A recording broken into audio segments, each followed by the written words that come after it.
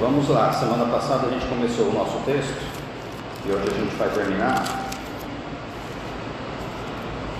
Nós vimos a conexão que nós temos com Cristo na união federal ou representativa dele, na união legal que a gente tem com ele.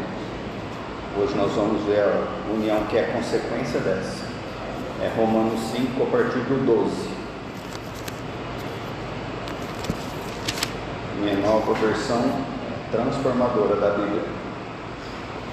Romanos 5:12. Quando Adão pecou, o pecado entrou no mundo e com ele a morte, que se estendeu a todos, porque todos pecaram.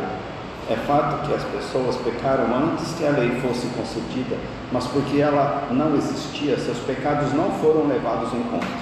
Mesmo assim, no tempo de Adão até o de Moisés, todos morreram, incluindo os que não desobedeceram a uma ordem explícita de Deus, como Adão desobedeceu.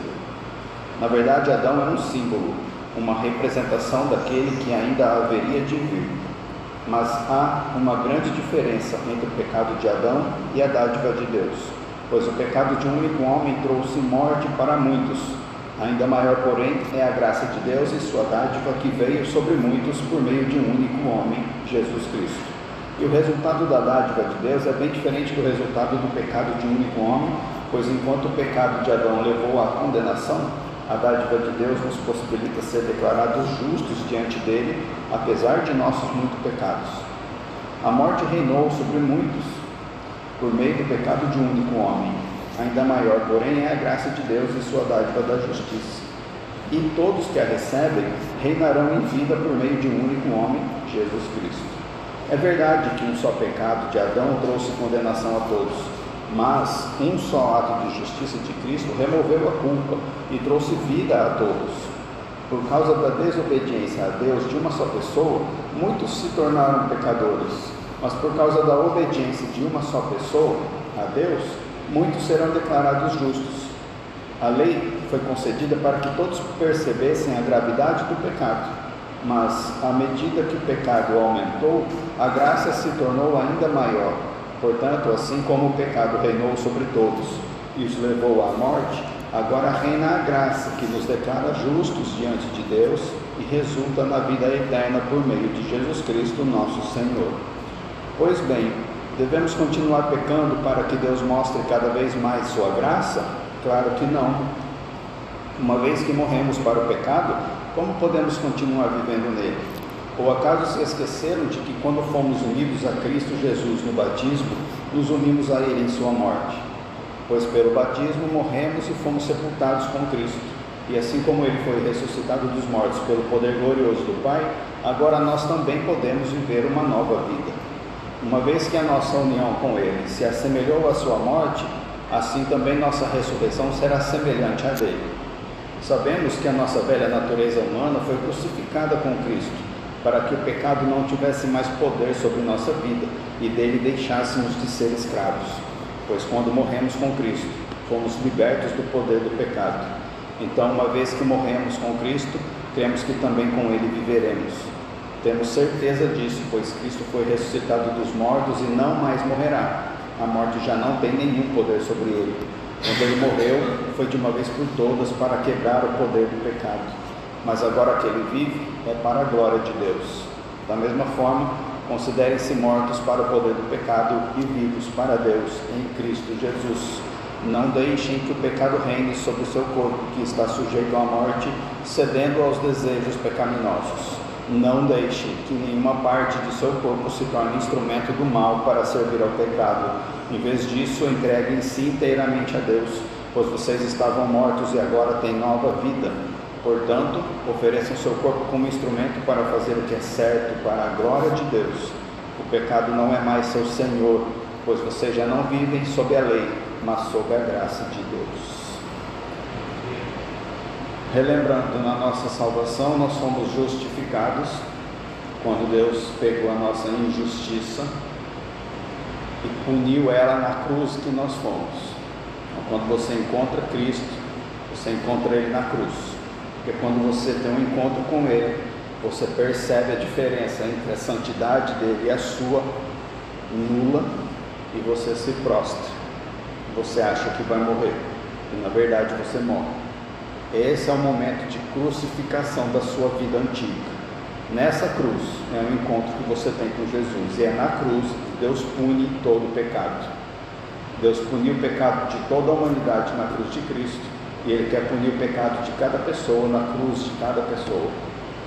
Toda pessoa que passa pela cruz tem os seus pecados punidos na própria cruz individual dela. No Espírito é quando a pessoa morre e Deus renasce ela. A partir dali, o seu ser filhinho de papai e mamãe morreu, e um novo ser, filho de Deus, nasceu.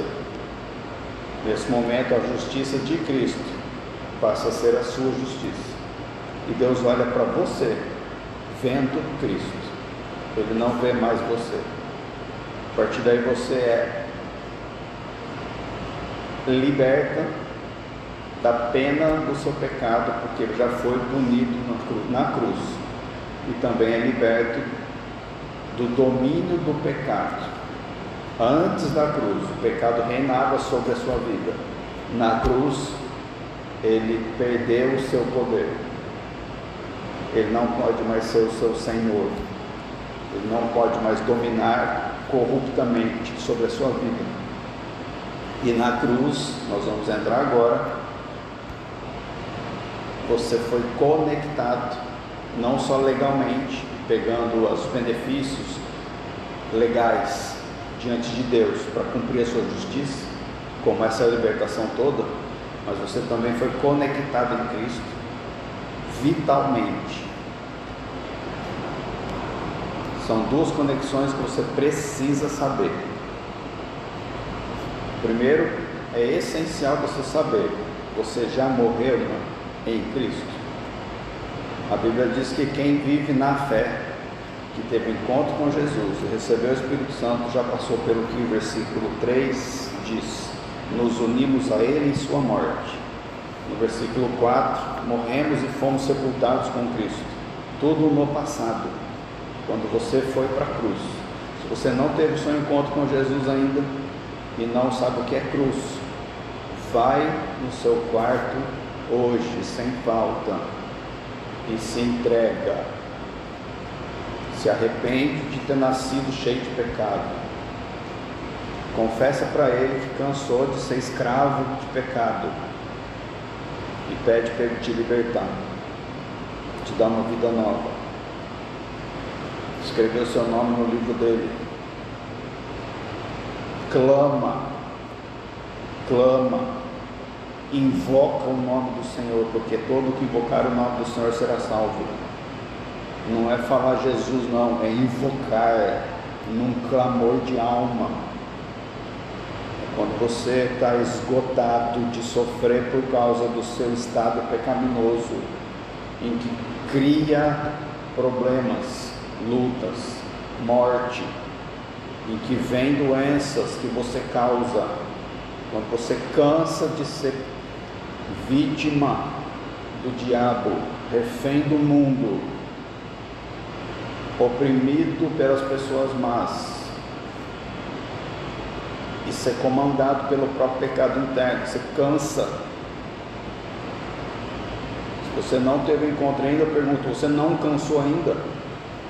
Não cansou? A libertação de tudo isso é de graça. É só você reconhecer o seu pecado, entender o que Cristo fez para te livrar disso e buscar a cura nele pela fé, em oração, em arrependimento. Entenda a sua depravação. Nós não conseguimos ficar livre de pecado, nós só conseguimos ficar sem pecar, mas o pecado está no nosso ser, ele vai acompanhar a gente até a morte, e esse pecado contamina o nosso respirar. Eu estou cansado desse pecado em mim, ele não reina mais sobre mim. Eu aprendi a reinar sobre ele, mas eu sei que ele quer me puxar de volta para o reino dele, e eu sei que ele me contamina, e que tudo que eu faço é contaminado, não é perfeito, mas eu não sou mais escravo dele. Eu identifico Ele como um Senhor e rejeito esse Senhor, porque o meu Senhor é maior que Ele. E é no nome e no poder do meu Senhor Jesus que eu submeto o meu pecado, o meu antigo Senhor, ao lugar dele, a morte. É um movimento meu, no poder do nome e na graça que me capacita a fazer isso. Tem que ter consciência disso tudo para se mover nisso, porque viver pela fé não é esperar que Deus faça, é um movimento ativo, intenso, permanente, constante, de se levantar e viver, não ficar sentado esperando Deus fazer, pedindo. Se você realmente não foi morto ou morta, busque essa morte espiritual, porque Deus tem uma vida nova de Cristo para dar para você. Ele quer cumprir o que está no nosso texto: nos unimos a Ele em sua morte. No 4, morremos e fomos sepultados com Cristo. No 5, nossa união com Ele se assemelhou à sua morte. No 6, nossa velha natureza humana foi crucificada com Cristo. No 7, quando morremos com Cristo, está tudo no passado. No 8, uma vez que morremos com Cristo. É muita ênfase. Lembra que quando a Bíblia fala 2 vezes, igual Jesus falava, em verdade vos digo, ele está dizendo, presta atenção aqui, mais do que no resto, porque é uma verdade muito importante. Esse texto de Paulo fala 6 vezes que no passado você morreu com Cristo para o pecado. Cristo morreu para o pecado e você morreu com Ele, então você também morreu para o pecado. Essa união te deu benefícios legais diante de Deus, em que você deixou de ser culpado, deixou de ser penalizado por causa da sua culpa, de ser pecador. Segundo a lei de Deus, agora você não é mais um ex-condenado, você é inocente, como se nunca tivesse pecado, e nunca pecou, porque quem pecou morreu na cruz. Lá para trás, quando você morreu, todo o seu pecado ali foi apagado, foi punido e excluído. O livro da vida se fechou, é uma vida humana. O que é humano não vai passar para a eternidade. Aquela vida de antes da cruz cessou. Da cruz para frente, vida de filho de Deus, sem culpa, sem pena, sem julgamento que condena para o inferno, sem pecado, vida em Cristo, um novo ser com uma nova vida num novo reino. Entenda isso, entenda quem você é. Ou você está lá ou você está aqui, não dá para ficar pulando de um lado para o outro, é impossível. Você pode ser imaturo em muitas áreas e pecar nessas áreas, porque ainda é dominado pelo pecado, porque não entendeu essa fé. Agora você está entendendo para abandonar a escravidão do pecado. Abandonar a escravidão do pecado não se conquista orando muito, não se conquista dando dinheiro para o pobre. Não ser mais escravo do pecado não é pelo seu esforço em não pecar. Ser escravo do pecado e conseguir a libertação é um ato de Jesus por você, e você se apropria pela fé. Só isso. Não tem que orar, ler a Bíblia, jejuar, ir para a igreja. Não tem. É fé. Você aceita a verdade que Deus está dizendo e fala: Senhor, o Senhor realmente é o dono da verdade e eu estava cego, agora eu vejo e eu aceito. Só isso. Não tem custo. Jesus pagou o preço, todo o preço.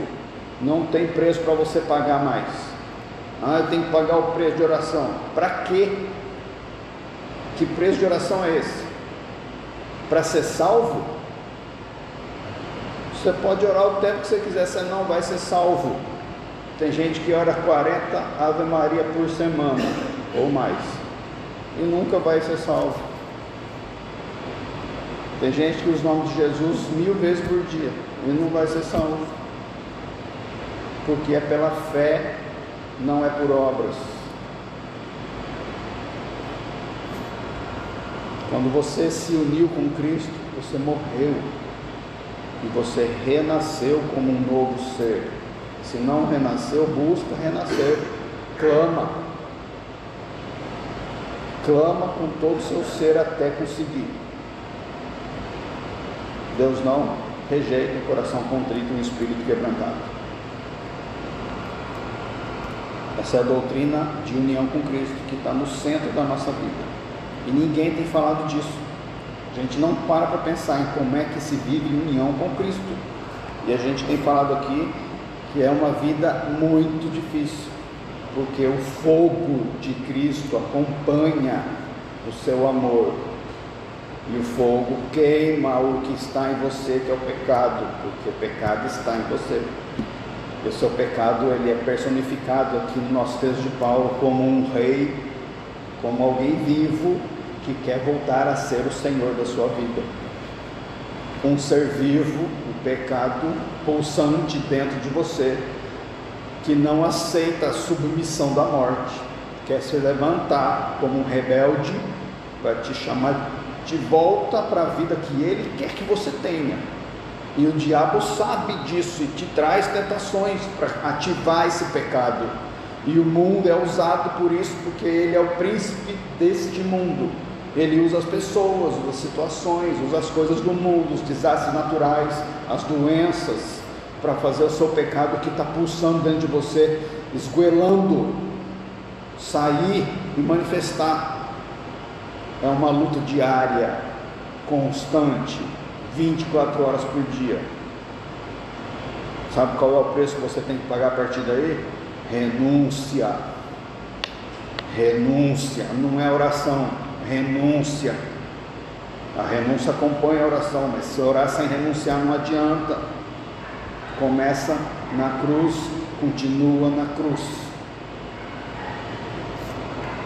Quando você tem essa fé, tudo que Cristo conquistou, restaurando a lei de Deus que foi quebrada por Adão, pertence a você. Você pega para você o mérito de Jesus, porque ele pegou para ele o seu pecado.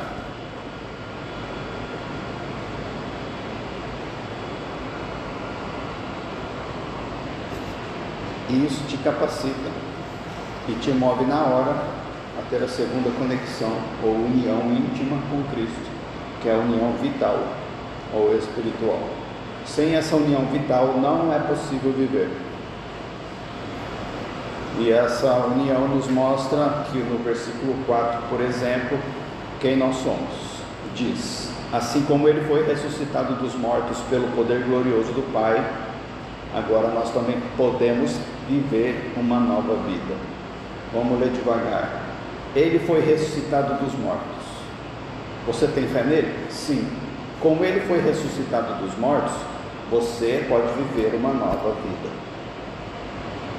A união está feita.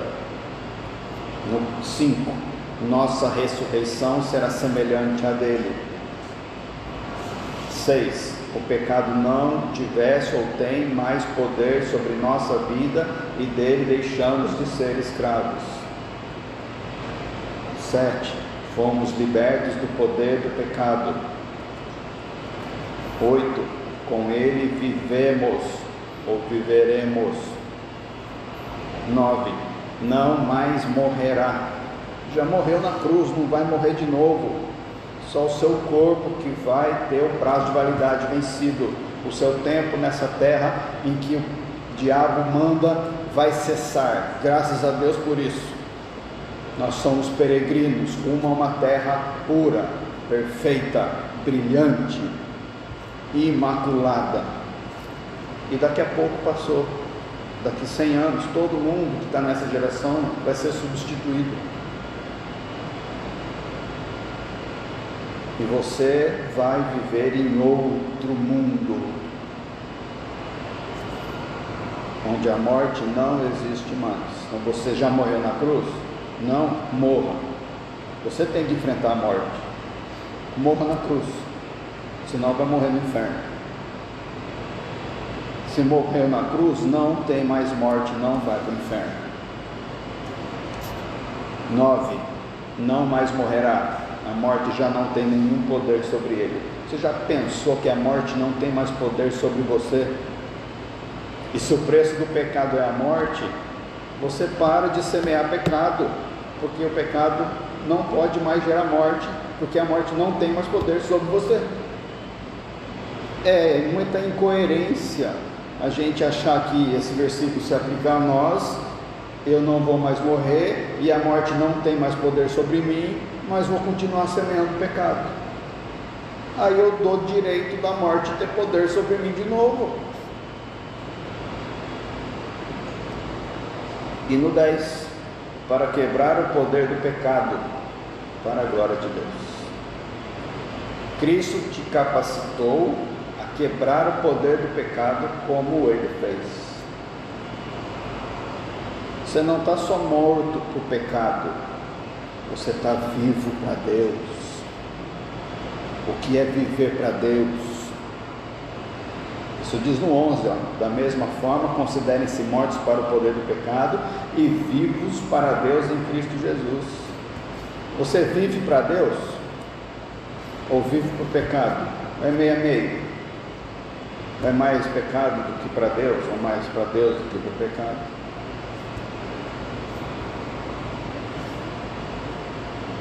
Não só o pecado não reina na morte sobre você, mas a graça reina pela justiça. Qual é o seu reino? O pecado na morte ou a graça pela justiça?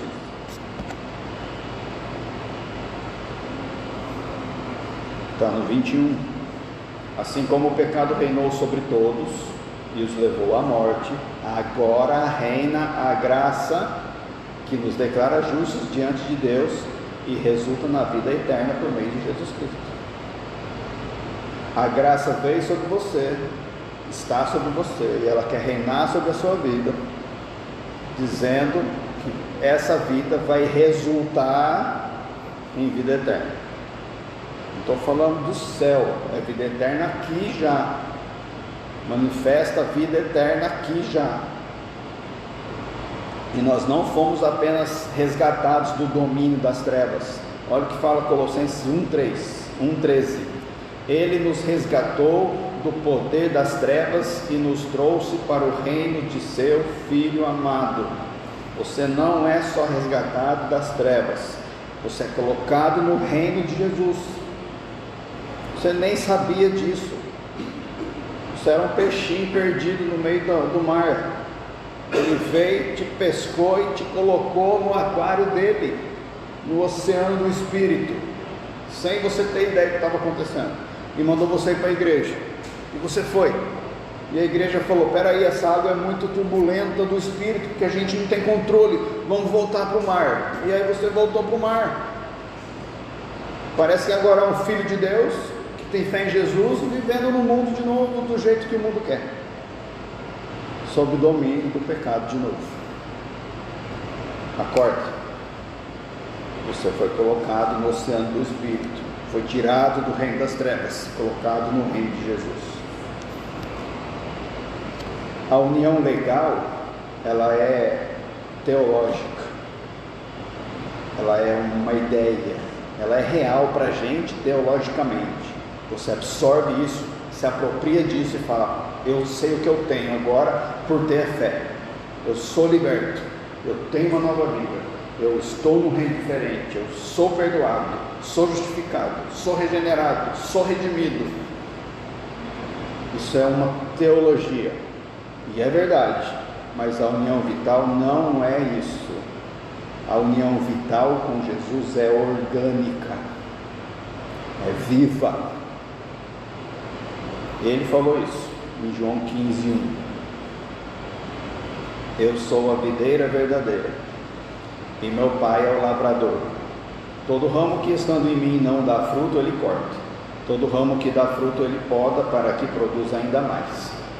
Vocês já foram limpos pela mensagem que eu lhes dei. Permaneçam em mim e eu permanecerei em vocês. Pois assim como um ramo não pode produzir fruto se não estiver na videira, vocês também não poderão produzir frutos a menos que permaneçam em mim. Sim, eu sou a videira, vocês são os ramos. Quem permanece em mim e eu nele, produz muito fruto. Pois sem mim, vocês não podem fazer coisa alguma.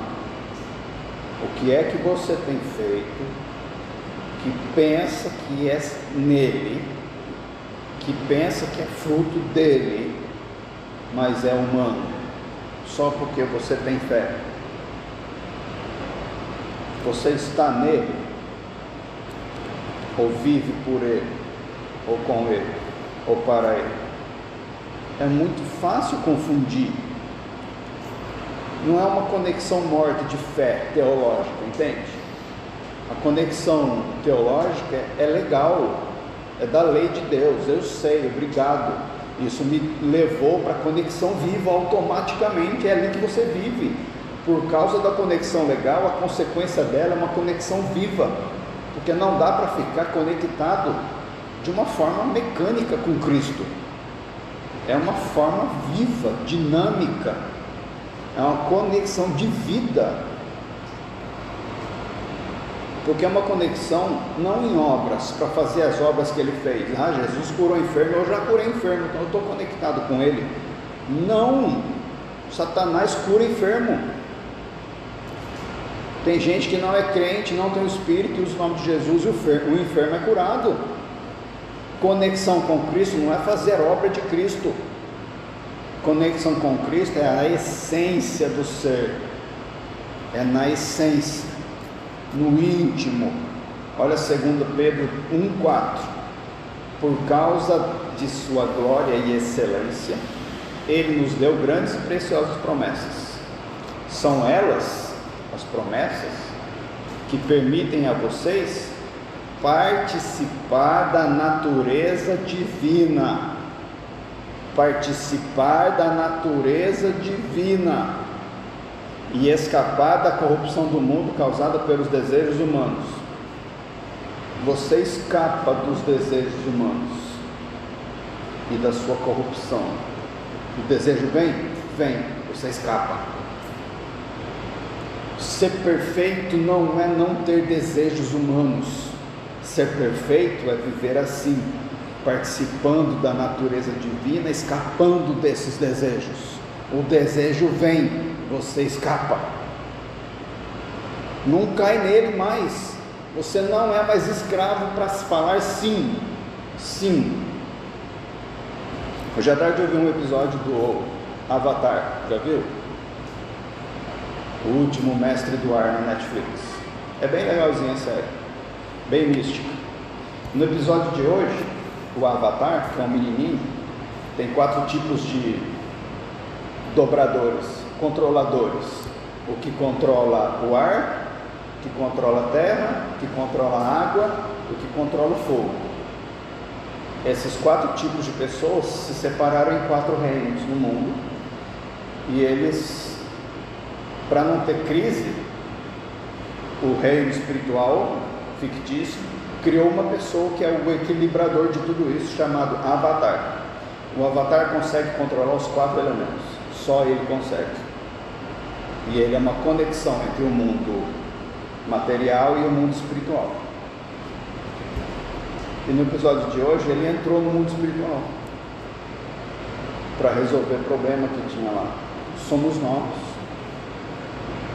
Você é a conexão entre a terra e o céu, porque o Espírito habita em você.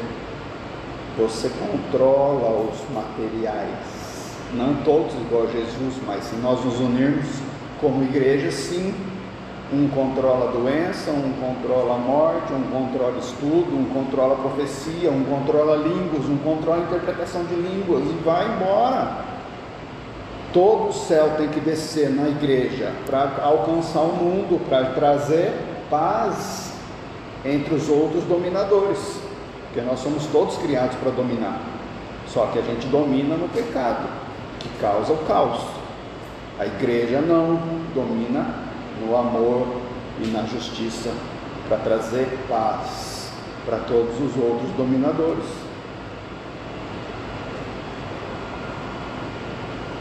Entende quem você é, o que Deus deu e colocou na sua mão pela fé. Precisa viver assim. O primeiro passo é entender quem você é e buscar essa vida, participando da natureza dele e fugindo da corrupção do mundo. Ontem eu passei 2h30 trocando um vidro do carro, porque semana passada, retrasada, o Ian foi comer na Duque de Caxias ali no Gelobel, na hora do almoço, deixou a mochila da faculdade no banco. Alguém quebrou o vidrinho na frente do vidro do lado direito, pequenininho, abriu a porta e levou a mochila dele. Não tinha nada de valor lá, caderno e lápis, mas quebrou o vidro. R$ 1.200 na concessionária. Eu achei na internet por 150, usado. Comprei. Liguei para alguém trocar R$ 250. Falei, não. Fui para o YouTube. Aprendi a trocar o vidro. Foi 2h30, suando, para abrir a porta, desmontar a porta, tirar o quebrado e colocar o novo. 2h30. Abri e fechei o vidro umas 70 vezes. Terminei. Esgotado, estressado, mas grato. A hora que eu fui fazer o último teste, eu subi o vidro, ele subiu, bonitinho. A hora que eu fui descer, ele não desceu. Ah não, agora está tudo fechado, parafusado, no lugar, faz 2h30 que eu estou aqui. Comecei a querer murmurar. O meu pecado, a corrupção que está em mim, me chamou para murmuração. Por causa do que ele diz aqui, meus desejos humanos de ter sucesso, economia. Lembrei que tinha um controle do vidro elétrico na outra porta. Será que lá deu problema também? Será que não é problema no botão? Fui lá, testei primeiro os outros 3 vidros, funcionou. Fui testar o vidro que eu troquei, não funcionou. Respirei fundo, falei, eu vou ter que ir lá ver com calma de novo, eu não sei mais quanto tempo eu vou gastar. Saí de trás desse lado do carro, andei atrás do carro, estava aqui desse lado direito, atrás do carro, eu falei, olhei para a porta e falei, sai daqui, demônio, em nome de Jesus, andando, quanto tempo você demora para andar do pneu de trás até a porta? 1 segundo? Foi o tempo de eu apertar o botão e o vidro descer.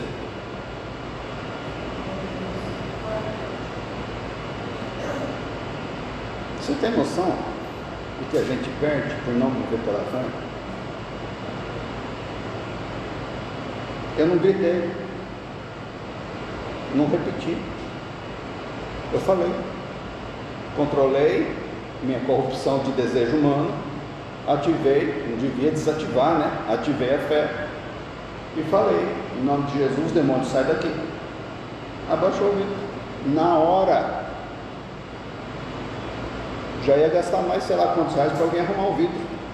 Não precisou. O que estava estragando saiu. O que está estragando a sua vida que você não tirou? Por que não tirou? Ou porque tentou e não saiu? Tem que se avaliar. Nós temos acesso ao poder do nome, à graça poderosa pela fé, enquanto amadurecemos em santidade. Quanto maior a santidade, maior a maturidade, ou vice-versa, maior a graça, maiores os desafios, maior a vitória. Cresça. Aceite responsabilidades maiores. Você vai crescendo, vai avançando no reino, vai entrando no mundo e iluminando mais gente, mais contextos, mais lugares, mais demônios entram na sua vida, mais lutas, mais perseguições. Se você não estiver maduro, você não vai conseguir entrar. Mas se você tentar entrar sem estar maduro, vai apanhar, vai sofrer. Então, pega para você essa vida, acompanha o seu crescimento em santidade e maturidade, junto com o seu poder, e avança Quanto mais avançado você está, mais liberto você é, mais conexão você tem com o Pai, mais pedidos aceitos e recebidos você tem direito. Assim como os ramos se conectam com a videira de forma orgânica, os crentes participam da vida do próprio Cristo, é a vida dele fluindo em você. Você acha que eu ia lembrar de expulsar o demônio se eu não tivesse com essa fé? É Deus que lembra pelo Espírito que a gente é quem a gente é nele, e Ele que manda a gente fazer os comandos que entram na nossa consciência, às vezes como um movimento, às vezes como uma ideia. Não saiu de mim expulsar o demônio. Tchum, que bobeira, sai demônio em nome de Jesus. Eu nem vi o demônio, na verdade foi meio que um vai que é, e foi, funcionou. Eu queria ter o dom que algumas pessoas têm, de ver. Minha esposa vê demônio, eu não tenho dom, então eu vou meio no chute. Mesmo no chute, o poder do nome de Jesus é maior. Se tiver, e sai e resolver o problema. Por que não fazer isso? Tem que estar em Cristo. Por isso Paulo fala 164 vezes em Cristo, nele, em Cristo. É muito mais forte do que um relacionamento entre duas pessoas íntimas, muito mais forte. É a própria vida sendo compartilhada. Cristo compartilha a vida dele com você. Parece que eu estou falando algo que é uma utopia, um sonho. Quem sabe um dia eu participar da vida de Cristo. É possível para poucas pessoas, só na glória. Estou pregando grego, estou falando a palavra em português para vocês. Você está entendendo? E você está aceitando o que eu estou falando? É a palavra de Deus. É Ele que fala que é possível ter essa vida. É em Cristo o tempo todo. Só que não é você nele só, é Ele em você também. Você nele, Ele em você. Isso que é união. É a esponjinha encharcada, a esponja cheia d'água e a água dentro da esponja. Por isso que Gálatas 2:20 a gente gosta, né? Estou crucificado com Cristo. Agora vivo, não mais eu, mas Cristo vive em mim. Cristo vive em você? Ou Cristo está em você para você viver? Ele vive em você. Portanto, vivo neste corpo terreno pela fé no Filho de Deus. Você vive pela fé? De vez em quando. Opa, lembrei da fé. Agora esqueci de novo. Lembrei de novo. Geralmente quando tem notícia ruim ou problema, você lembra da fé. É como se fosse um remédio, né? Quando vem a dor, você só toma para passar a dor. Jesus não é remédio não, tá? Ele é rei. Ele quer reinar 24 horas sobre a sua vida. Por isso que você não vive mais, e Ele vive em você. Ele não é a gotinha para te saciar na hora, Ele não é o dinheirinho para pagar suas contas. Ele quer viver em você, e quer que você viva pela fé nele. E olha Efésios 3,16. Peço que da riqueza de sua glória Ele os fortaleça com poder interior. Você quer ter poder? Qual? Eu quero ter poder para curar enfermo. Começa aqui, interior. Da riqueza de sua glória Ele os fortaleça com poder interior, por meio do seu Espírito. O que faz esse poder interior? Te renuncia à corrupção interna da sua natureza humana, escrava do pecado corruptor, e te amadurece para fazer Ele viver em você, dentro. Aí sim, dentro, com esse poder atuando como um fogo que não cessa, que não se apaga, como acontecia no Santo dos Santos. Agora o Santo dos Santos é o seu coração, onde o fogo não se apaga, enquanto tem um pecado pulsante dentro de você, da sua natureza pecaminosa o tempo todo ali, morto, mas querendo ressuscitar. Tem o fogo do Espírito que não cessa e não se apaga o tempo todo, manifestando graça muito mais intensa do que esse pecadinho constante. É como se fosse um cocôzinho fedido que você tem dentro de você, e ele quer fazer você contaminar o mundo, mas o Espírito vem e coloca fogo e deixa aquele cocôzinho seco, para nem cheirar, o tempo todo, doendo, porque é um fogo, nesse poder interior dentro de você, e ele faz isso se você deixar, ele quer fazer isso, e por isso que Paulo disse, peço pela riqueza de sua glória, que ele os fortaleça com poder interior por meio do seu Espírito, então Cristo habitará em seu coração à medida que vocês confiarem nele. Não é confiar para ser curado, para restaurar relacionamento, para pagar conta, para sair de problema, para arrumar emprego, para ter promoção, para alguém sair da sua vida. É confiar nele para ele viver em você, e não você viver para ele. Suas raízes se aprofundarão em amor e os manterão fortes. É o ramo da videira que não está conectado como se estivesse encostadinho, não. Sua raiz entra em Cristo, entra, aprofunda, para não sair mais, para pegar a seiva do âmago da natureza dele, para se alimentar dele o tempo todo, com muita intensidade. O Espírito Santo habita em nós, para nos transformar diariamente à sua semelhança. Esse é o propósito. A presença do Cristo Jesus no crente certifica que o crente não pode mais viver no pecado. Quem é que habita em você? O Espírito Santo. Para que pecar? Isso é o oposto de santidade. Se o Espírito Santo habita em você, ele está certificando, meu Espírito habita nessa pessoa, agora ela não pode mais pecar, só peca se quiser.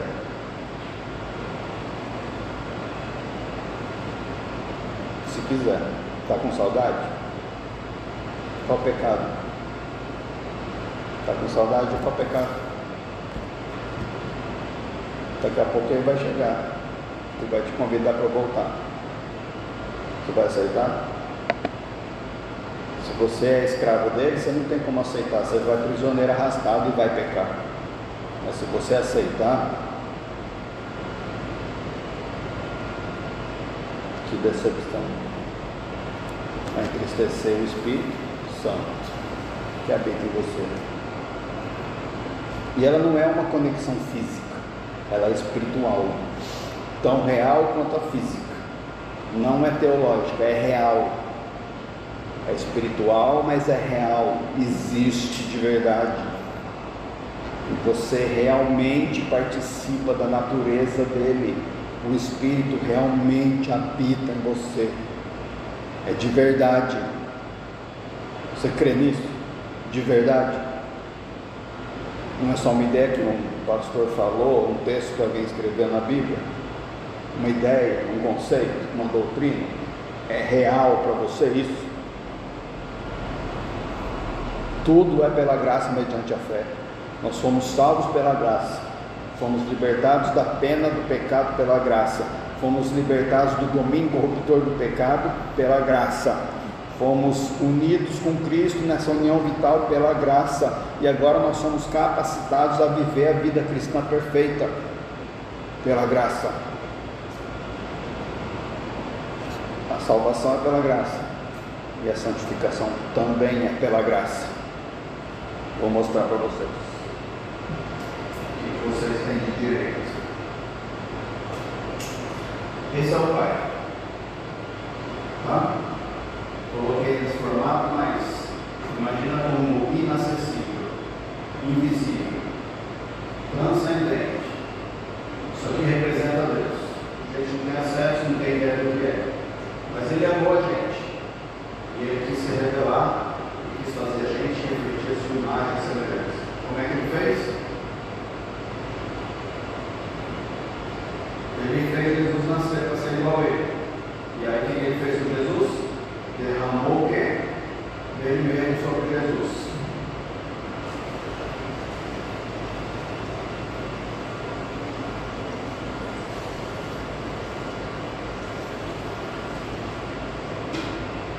Quem que nasceu? Jesus nasceu. Só que você reconhece. É um corpo igual ao seu. Nasceu como um bebezinho igual você nasceu. Fala a sua língua. Sente o que você sente. Toca, come, bebe, dorme. Igual a você. Refletindo a imagem de Deus perfeita. Andou no meio de nós, iluminando o mundo. E fala, creio em mim. E você pela fé, mas você não tem fé. Mas aí ele chega e fala, você é pecador. Quer ter um encontro comigo? Aí você recebe a rotina, a graça reveladora, e recebe um pouquinho da fé salvadora. E fala, nossa, isso é verdade. Eu sou pecador. E ele sabe o que ele faz?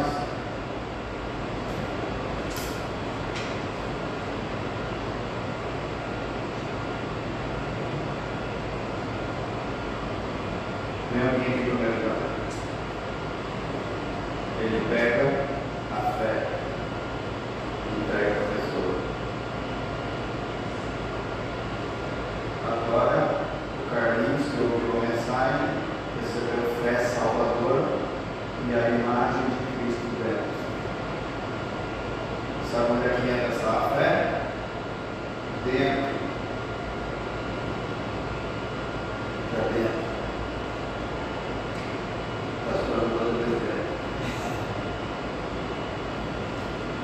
Entra tão dentro e sai para fora.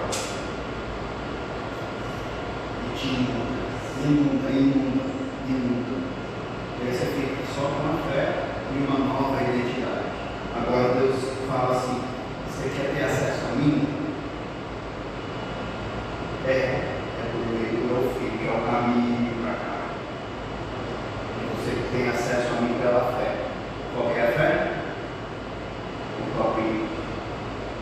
Aí ele fala, vem pegar mais. Você quer mais? Mais você pega.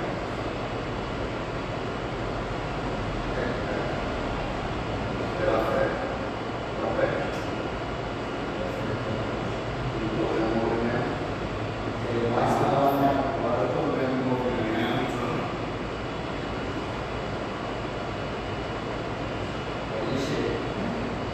E aí aparece aqui, vem mais uma pessoa cantando, não vou ninguém, né? Compartilha a fé com ela. Não, mas essa é a sua fé. Joga a gotinha para ela.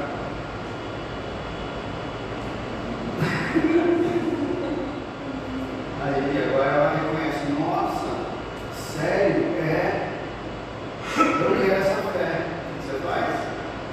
Pede a fé, sai de dentro do Espírito, você recebe a fé. Você bebe e se encharca dela. E aí o que acontece com as pessoas em volta? Vão pegar a pessoa sem fé, que não tem nem a fé. Imagina que esse copinho não é o copinho da fé, tá? A igreja se une, e você também sozinho, vem aqui desse lado. Coloca esses seus dois copinhos aqui em cima. Segura eles, cuidado no outro. Segura por baixo. A igreja agora está funcionando. Olha o que ela faz. Um dos dois.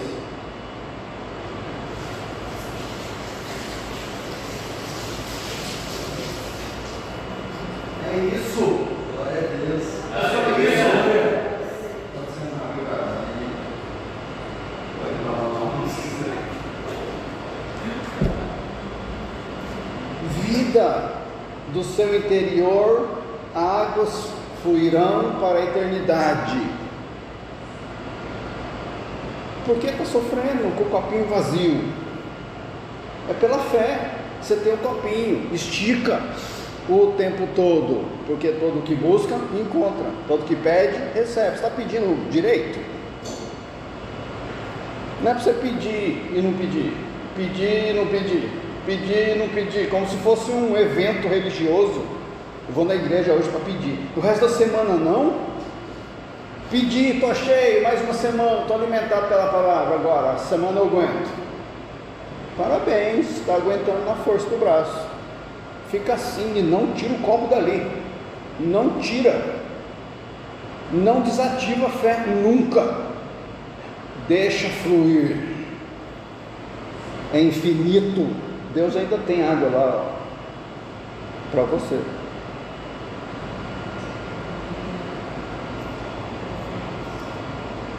Não dá para perseguir essa vida se Deus não te libertar da pena do pecado e do domínio do pecado sobre você. Abandona isso, solta o domínio, é de graça. Nós não podemos voltar a deixar o pecado reinar, não podemos, porque ele não tem mais poder de reinar sobre nós. Tem duas expressões para a gente terminar que você precisa entender na Bíblia inteira, principalmente no Novo Testamento, e Paulo usa muito isso. Ele expressa as coisas em dois sentidos, no indicativo e no imperativo. O indicativo é uma indicação de um fato, estou indicando que isso é verdade, e o imperativo é uma declaração de uma ordem, pratique isso. Por exemplo, no batismo, nós fomos revestidos de Cristo. Em Gálatas 3:27, todos os que foram unidos com Cristo no batismo se revestiram de Cristo. Agora, ó, toma olhado, me revesti de Cristo no meu batismo. A água não sai mais, estou revestido de Cristo. Isso é um fato, ele está indicando um fato.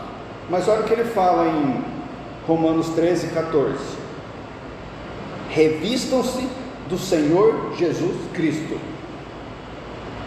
Peraí, mas eu já estou revestido? Como é que ele está falando revistam-se? Revestir, eu já estou vestido, por que eu tenho que vestir de novo? Porque é uma ordem, porque eu sou e eu quero mais, eu tenho e eu preciso do resto. Eu já recebi, mas não é suficiente. Ou 1 Coríntios 1:30, foi por iniciativa de Deus que vocês estão em Cristo. Mas em Colossenses 2:6, agora assim como aceitaram Cristo Jesus como Senhor, continuem a segui-lo. Peraí, mas você já não está nele? Como é que tem que segui-lo? Porque entrar em Cristo pode ser cessado se você parar de estar em Cristo. Ou no nosso versículo 11, considerem-se mortos para o poder do pecado e vivos para Deus em Cristo Jesus. Mas, no versículo 12 e 13, não deixem que o pecado reine sobre o seu corpo. Eu já fui liberto, já estou morto, mas não é para eu deixar ele reinar. A indicação de um fato é que eu fui morto, o pecado não reina. A ordem é: não deixem ele reinar, cedendo aos seus desejos pecaminosos. No 13, não deixem que nenhuma parte de seu corpo se torne instrumento do mal para servir ao pecado, mas em vez disso entreguem-se de novo e inteiramente a Deus, pois vocês estavam mortos e agora têm nova vida. Portanto, ofereçam seu corpo como instrumento para fazer o que é certo para a glória de Deus. Por que ele fala que tem que ter esse movimento? Eu já tenho, mas eu quero mais. Eu já sou perfeito, mas eu busco a perfeição. Eu já sou santo, mas busco a santidade. Eu já tenho a salvação, mas eu tenho que desenvolvê-la. Por quê? Porque nós devemos concretizar na nossa vida diária a realidade do Evangelho, senão você para de viver ele. Eu não sou nada por mim, eu sou tudo em Jesus. E eu estou prostrado para viver isso, o Evangelho, numa nova identidade. Nós temos que aplicar a provisão de graça que Deus nos dá, para não receber a graça em vão. Aplica dentro e aplica fora. É isso que a gente vê nas terças-feiras, Sermão do Monte. Quem é você? Por exemplo, eu sou triste por causa do pecado. Sim, internamente. Como é que isso se manifesta? Eu tenho um coração puro. A pessoa que está à minha volta vai ser vista e vai me ver como alguém puro, porque eu sei que pecado está em mim, eu me entristeço por ele. E a promessa é que quem chora por causa do pecado é consolado. E quem tem coração puro verá a Deus. Então, é interno e externo. Aplica interna e externamente a graça que Deus te dá. O John Murray diz o seguinte: dizer ao escravo que não foi emancipado, não se porte como um escravo, é zombar da escravidão. Ele é escravo ainda, não dá para falar para ele, não se porte como escravo. Mas dizer à pessoa que foi liberta a mesma coisa, é o apelo necessário para colocar em prática os privilégios e direitos da libertação dela. Nosso versículo 11 ele também tem uma exortação, uma mensagem imperativa de crer e não de fazer. Olha lá: da mesma forma considerem-se mortos para o pecado, para o poder do pecado, e vivos para Deus em Cristo Jesus. Isso é imperativo, é indicativo. Você foi morto no pecado, é imperativo, considere-se morto. É indicativo, você está vivo para Deus, é imperativo, viva para Deus.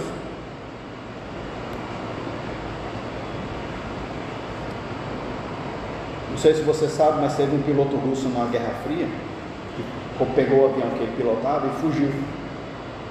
Foi pedir asilo para o exército americano. Ele fugiu da Rússia e queria ser membro ou cidadão dos Estados Unidos, para nunca mais voltar para a Rússia. E eles acolheram ele. Ele se rendeu e toda a estrutura dos Estados Unidos foi ativada e oferecida para ele se tornar cidadão. Ele virou cidadão. Acontece que, mesmo sendo cidadão de um reino novo, um país novo, ele continuou com os mesmos hábitos, os mesmos padrões culturais e a mesma personalidade dele. Era um russo vivendo nos Estados Unidos com a cidadania americana. Tinha tudo que os Estados Unidos podia dar, mas continuava sendo a mesma pessoa. Ele recebeu uma nova condição. Ele não era mais escravo de um regime ditatorial, opressor.